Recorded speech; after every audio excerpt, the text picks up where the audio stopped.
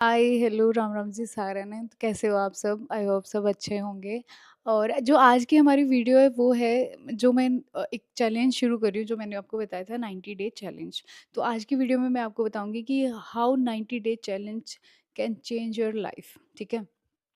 आपका सबसे पहला फैक्टर जो आता है, एक्चुअली जो चैलेंज बने ना वो इसीलिए बने हैं कि ताकि आप अपनी लाइफ को लेके या अपने जो भी आपने पर्सपेक्टिव रखा है कि हाँ मैं 90 डे चैलेंज कर रही हूँ, लाइक कि मैं अपनी बॉडी के लिए कर रही हूँ कि मुझे 90 डे में अपना बॉडी ट्रांसफॉर्म चाहिए। ठीक है, आप 90 डे चैलेंज कोई भी रख सकते हो जिसका जो भी मोटिव है, जो भी गोल है कि आपको अपनी इस इतने टाइम पीरियड में ये गोल अचीव करना है। ठीक है। चैलेंज शुरू करने से आपका बेनिफिट क्या है? सबसे पहला बेनिफिट, आप ना अपने लिए सीरियस हो जाते हो क्योंकि आपको दिखाई देता है कि आपके पास बहुत लिमिटेड टाइम है। आपको इसको जितना हो सके उतना ज़्यादा यूज़ करना है। लाइक अगर मैंने 90 डे चैलेंज शुरू किया तो मुझे दिखाई दे रहा है कि मेरे पास सिर्फ 3 महीने हैं जिसमें मुझे ये करना ही करना है। तो मैं सीरियस हो जाऊँगी उस चीज़ को लेके। ठीक है। डिसिप्लिन में आ जाऊँगी, एक रूटीन बना लूँगी, एक अपनी हैबिट्स चेंज कर लूँगी उसके अकॉर्डिंग। तो ये चैलेंज हम इसीलिए सेट करते हैं ताकि हमारी लिमिट सेट कर पाएँ हम।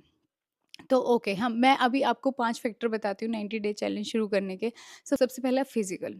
तो फिज़िकल पे काम करना इसलिए ज़रूरी है क्योंकि आपकी बॉडी ही आपका मंदिर है। तो मैं ये इसलिए बोल रही हूँ क्योंकि आपकी जो सबसे पहली प्रायोरिटी है ना वो आपकी बॉडी होनी चाहिए कि लाइक आप क्या फूड अपनी बॉडी में डाल रहे हो। ठीक है, आप हेल्दी फूड, लाइक आप जितना फाइबर, प्रोटीन, विटामिन ये सब अपनी बॉडी में डालते हो उतना ज़्यादा आपकी बॉडी ग्रो करती है। लाइक कि आप एकदम खुश रहते हैं, आप हैप्पी फील करते हो और बहुत ही आपको सुस्तियाँ नहीं आएगी और जो बीमारियां हैं वो तो ऑब्वियस नहीं आएंगी।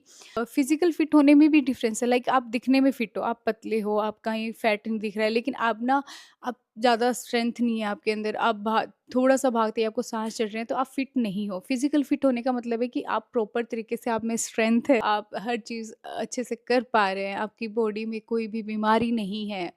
तब जाके आप एक फिज़िकल फिट हो पाते हो। तो उसके लिए आपको अपना फिज़िकल फिट रखने के लिए आपको एक डिसिप्लिन बनाना पड़ेगा कि आप अच्छा खाओ और अच्छी एक्सरसाइज़ करो ही करो, है ना? जिससे आप फिट रह पाओ। तो सेकंड फैक्टर आता है हमारा मेंटल। आप फिजिकल फिट हो, लेकिन अगर आप मेंटली फिट नहीं हो तो भी कोई फ़ायदा नहीं है। क्योंकि मेंटल हेल्थ ऐसी है कि आप देख नहीं सकते। आप फिजिकल फिट नहीं हो, आप दिख जाओगे कि आप थोड़े मोटे हो रहे हो, आप या पतले हो रहे हो, या आपको कोई भी किसी भी टाइप का बीमारी हो रहा है तो आपको पता चल जाएगा कि हाँ मुझे ये प्रॉब्लम हो रही है, और सामने वाले को भी पता चल जाएगा कि हाँ इसको शायद कोई प्रॉब्लम हो रही है ना? तो आप कंसर्न कर लेते हो उस चीज़ का। लेकिन मेंटल हेल्थ ऐसी चीज़ है जहाँ आप अपने आप को भी नहीं समझ पाते हो कि कई बार ऐसा होता है कि आपको खुद को नहीं पता कि आपकी मेंटल हेल्थ डिस्टर्ब हो रही है। सामने वाले को तो कहाँ से पता चलेगा? तो उसके भी आपको साइन मिलते हैं कि आप खुश नहीं हो, आप इरिटेट होने लग जाते हो, आपसे छोटी-छोटी चीज़ों करने का मन नहीं कर रहा है ना? आप चिल्लाने लग जाते हो कई बार लोगों पे बिना वजह, और काफ़ी चीज़ें होती है जिससे आपको मेंटल हेल्थ बहुत ज़्यादा इफ़ेक्ट करती है कि आपका काम करने में मन नहीं लग रहा है, आप एक जगह टिक नहीं पा रहे हो, आपको किसी चीज़ में पीस नहीं मिल रहा है, तो आपका मेंटल हेल्थ का हेल्दी होना बहुत ज़्यादा ज़रूरी है। तो उसके लिए आपको अपने मेंटल हेल्थ पे काम करना है। लाइक आप फिजिकल एक्टिविटीज़ कर रहे हो तो वो भी आपको बहुत हेल्प करती है मेंटल हेल्थ में। सेकंड चीज़ आपको जो करनी है, आपको सोने से पहले फ़ोन यूज़ नहीं करना है। आप अपनी रीडिंग हैबिट्स बनाओ। आप ना बैठ के अपना सोने से पहले बेड टाइम से पहले आप कब ज़्यादा नहीं तो कम से कम हाफ एन आवर फ़ोन रख दो साइड में, ताकि आपके थॉट्स थोड़े अच्छे क्लियर हो जाएँ और आप भी नेगेटिविटी है उससे बच जाओ। और सेम चीज़ आप सुबह उठने के बाद करो कि आप स्क्रीन नहीं देखोगे, कि एक रूटीन बनाओ कि आप सुबह उठने के स्टार्टिंग आप हाफ एन आवर कर सकते हो कि आप आधा घंटे तक स्क्रीन नहीं देखोगे। सुबह उठो, अपना फ्रेश पानी पियो, अपने आप से बातें करो कि लाइक अपने आप से बातें करना मीन कि आप अपने आप से अच्छा बोलो, अपने माइंड को पॉजिटिव रखो, नेगेटिविटी से जितना हो सके उतना दूर रखो। आपका थर्ड आता है करियर, मनी।